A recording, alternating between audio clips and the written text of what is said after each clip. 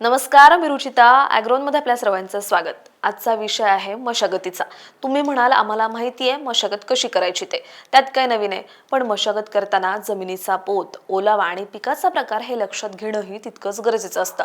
आणि त्यासाठी कोणती अवजारं वापरायची तेही महत्त्वाचं असतं. त्यामुळे आज आपण जमिनीची मशागत करताना काय काळजी घ्यायची याची माहिती जाणून घेणार आहोत.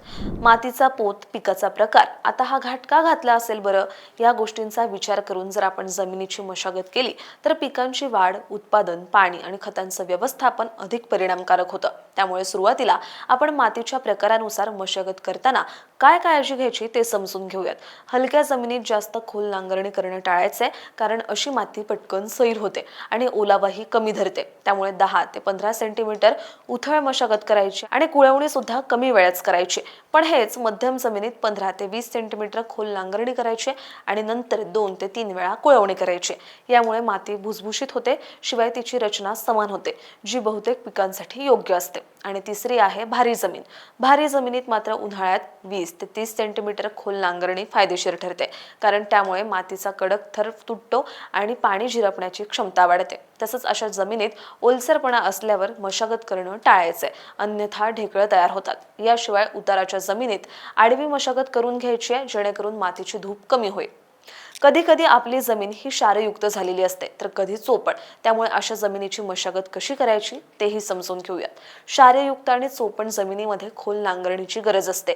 तसंच क्षारांचा निचरा होण्यासाठी तिच्यामध्ये चर खोदून घ्यायचे. यानंतर चोपण जमिनीत माती परीक्षणानुसार जिप्समचा वापर करायचा आहे.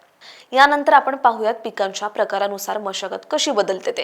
जर तुम्ही येत्या खरीपात ऊस, कापूस यांसारखी खोल मुळं असणारी पिकं घेणार असाल तर जमिनीची खोल नांगरणी करायची आणि त्याच्यासाठी सरी वरंबा पद्धत फायदेशीर ठरते, ज्यामुळे मुळांची वाढ चांगली होते. पण जर तुम्ही जमिनीत सोयाबीन सारखी मध्यम मुळांची पिकं घेणार असाल तर मध्यम खोलीचीच मशागत करायची. याशिवाय तुम्ही जर भाजीपाला आणि बागायती पिकं घेणार असाल तर बारीक, भुसभुशीत आणि समतोल जमीन तयार करायची.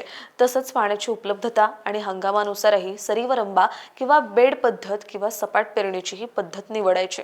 जमिनीच्या मशागतीबद्दल तर आपण पाहिलं, पण त्यासाठी कोणकोणते अवजारं वापरायचे याची पण थोडक्यात माहिती घेऊयात. खोल नांगरणीसाठी तुम्ही सबसॉइलर वापरू शकता, पण मध्यम खोलीसाठीच्या नांगरणीसाठी मोल्ड बोट नांगर वापरणं फायद्याचं ठरतं. याशिवाय ढेकळं फोडण्यासाठी आणि जमिनीची रचना सुधारण्यासाठी कुळवणी करायची आणि यासाठी तुम्ही डिस्क हॅरो किंवा रोटावेटर वापरू शकता. यानंतर जमिनीची समतल करण्यासाठीही रोटावेटर वापरू शकता. याशिवाय आधुनिक यंत्रामध्ये तुम्ही लँड लेव्हलिंगचा वापर करू शकता.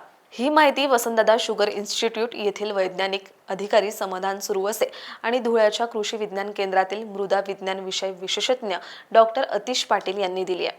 तुम्हाला ही माहिती कशी वाटली आणि तुम्ही जमिनीची मशागत करताना काय काळजी घेता हे आम्हाला कमेंटमध्ये नक्की सांगा. आणि अशाच शेतीविषयक आणि नवनवीन माहितीसाठी ॲग्रोवनला सबस्क्राईब आणि फॉलो करायला विसरू नका.